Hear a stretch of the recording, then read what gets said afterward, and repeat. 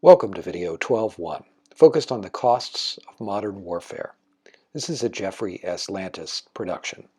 Tonight is Tuesday, April 21st, and I want to welcome you to our PowerPoint presentation.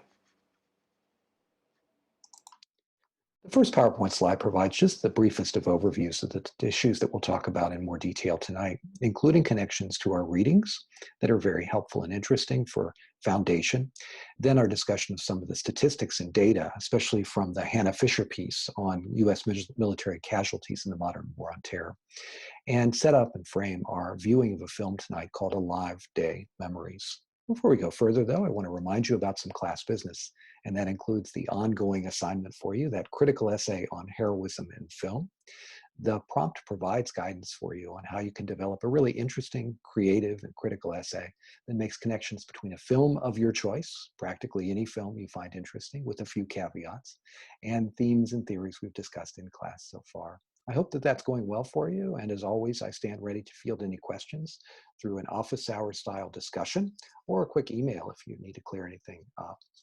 We're then preparing for our last class meeting, face-to-face or virtually, if you will, on Tuesday, April 28th, where we'll take care of some final class business. We'll assign you an interesting, powerful feature film to watch, and we'll distribute the take-home final essay exam. We are talking tonight about the real costs of war, about deeper issues associated with the costs of war in the world, and especially connected to the United States in the war on terror. This is, of course, age old, this is historical, but it is also quite contemporary in terms of our focus. As usual, in a class like this, we'll lay out some of the foundations, and then the film will take it further and push us to think critically about these issues in powerful ways. In fact, we've been talking about the costs of war directly and indirectly throughout much of the semester already, from our discussions about Chris Hedges' chapters in War as a Force That Gives Us Meaning very early in the semester to our viewing of a wonderful range, powerful range of films that have addressed these themes in interesting ways. Where to start this evening? Well, one of the places that we might start is with a very useful reading and reference foundation from Nancy Sherman's chapter from a book called The Untold War. This chapter, Chapter 8, Body and Body Parts, provides an interesting investigation of themes related to the costs of war. For example, she tells the story of Dawn Halfacre, who just out of West Point and who was a star basketball player, on patrol in Iraq a year or two later, and suffered a grievous injury as a result of an attack by insurgents. The story of Dawn Halfacre is the story of so many American soldiers who have committed themselves to service in the war on terror, and the implications and costs that flow from that. Nancy Sherman's book is one I would recommend in its entirety, but this chapter gives you a sense of some of the real toll of war. But also, in every chapter, ends with some optimism and reference to progression and growth that can occur, both for the soldiers affected and for our society as we understand and conceptualize the real costs.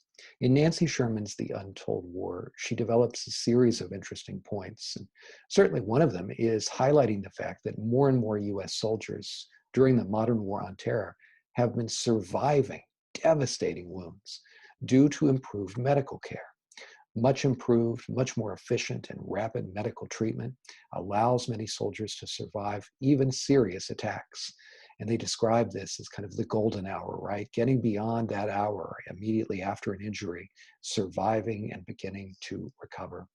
Of course, the injuries that could occur for soldiers in the modern war on terror and conflicts around the world would be both physical, but also could be psychological. Emotional effects of the experiences of combat can last then for decades in people's lives. Sherman also tells us about the importance of understanding some of the more intense dimensions of psychological effects of war related to post-traumatic stress disorder or PTSD. I'm sure this is something that you've heard about before, but it's something that Sherman highlights and develops in some more detail about the long-term emotional wounds and the costs of modern war. There are also discussions in Sherman and in related works out there about the grievous injuries that we call a category traumatic brain injuries that can cause a host of physical, cognitive, social, emotional, and behavioral effects. Traumatic brain injuries, or TBIs, are those kinds of things that so many soldiers might suffer if they are in or near a combat zone and can have lifelong, long-lasting impact. Historically, this might have been referred to as shell shock, right? As a soldier tried to process what had just occurred or suffered from physical and or emotional impact of conflict. Nancy Sherman then provides a useful foundation for us to look at the real costs of war and encourages us to probe more deeply in the statistics and information that's out there. What are the real costs of war, and how can we begin to conceive these and understand their impact on our society, our government, and our lives? A quick example of the real costs of war might be very direct from Operation Iraqi Freedom. Operation Iraqi Freedom, which began with the US-led invasion of Iraq in 2003 and continued with conflict and combat operations through 2013 or so, was a very costly war for the United States, not to mention its allies and the lives of Iraqis. For the United States, we suffered 4,409 US soldiers killed during the combat or direct conflict phase of Operation Iraqi Freedom, and many more than that wounded. Nearly 32,000 US soldiers were wounded in that conflict just in that 10-year period. This figure then of dead and wounded is a useful way to imagine calibrating costs of war. But our authors suggest that it's so much more than that it's so much deeper than that the real costs of war can be short-term and long-term, can be serious, direct and indirect, and impact the lives of soldiers for decades to come. If you account for more soldiers returning from conflict zones like Operation Iraqi Freedom, but with traumatic brain injuries or with PTSD, we're talking about an ever widening circle of people that we might classify as casualties of war. This is an easy connection for us, or an immediate connection for us then, to the statistics raised in the Hannah Fisher piece. Hannah Fisher's piece is actually a Congressional Research Service report that collects information about the costs of war, casualties, and associated injuries in modern conflicts, including Operation Iraqi Freedom, Operation New Dawn, follow-on operations, and in Afghanistan, Operation Enduring Freedom. These operations and these data can be combined in interesting ways to give us a better perspective on the true costs of war. The Hannah Fisher piece is well worth reading through in its entirety, but let me highlight a few slides or a few data points from her investigation. First, the number of deaths and broader casualties associated with these conflicts, not just in Iraq, for example, but also in Afghanistan and in other theaters of war during the modern era of conflict. These data are interesting and important in themselves, but Fisher and her colleagues collect additional information to provide a multidimensional perspective. For example, turning our attention to PTSD and post-traumatic stress disorder. Data provided in the Fisher report that you've you've read already, collects information about TBI patterns over time. And I think it's safe to say that if you read these columns from the top down, you see that of deployed soldiers, there are significant increases in the number of soldiers who had diagnoses of PTSD during Operation Iraqi Freedom, and then the other elements of the war on terror across different theaters of conflict. These numbers add up very dramatically. But I'll mention again, these are diagnosed cases of PTSD. Thinking about PTSD and the data patterns that emerge from this information, we see then a significant rise over time in diagnosed PTSD cases and a serious consideration of the additional costs of war. But it's not just PTSD with all of its serious implications. It's also TBIs, traumatic brain injuries. These injuries, often diagnosed in theaters of conflict, collected information over time suggests significant patterns of increases in TBIs in the period of conflict of focus in the Fisher piece. These data suggest concerning patterns with their impact for people's lives.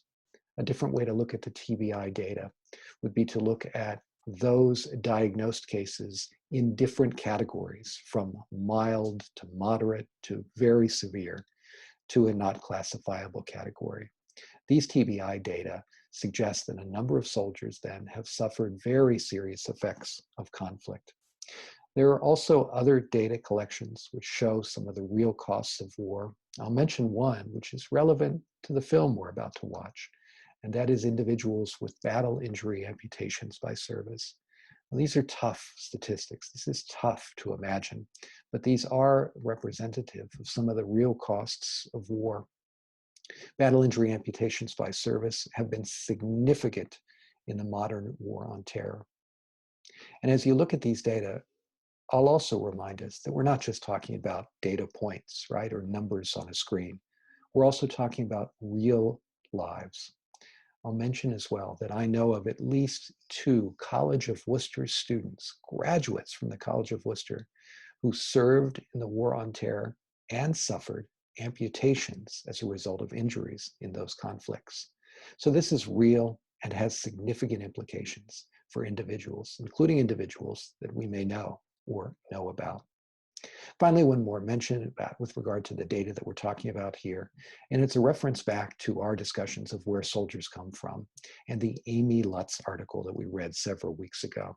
It turns out that when you look at these data and cross them with other demographic characteristics like gender and race, the predominant majority of soldiers who suffer some of these injuries by category are white males.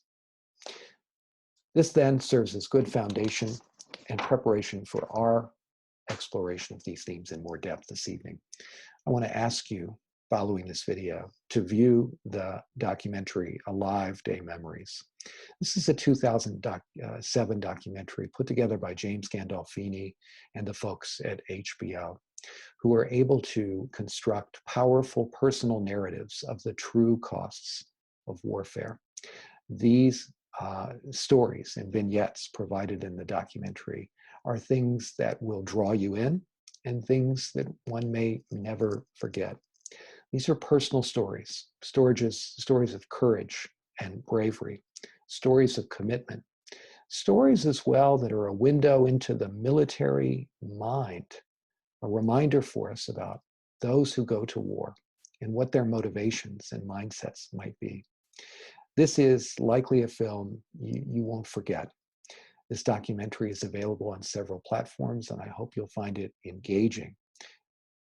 Finally, a content warning associated with this film, and that is that this film does include vulgarity, it includes racial slurs, it includes graphic images of war injuries, footage of some horrific injuries, and so please watch with caution.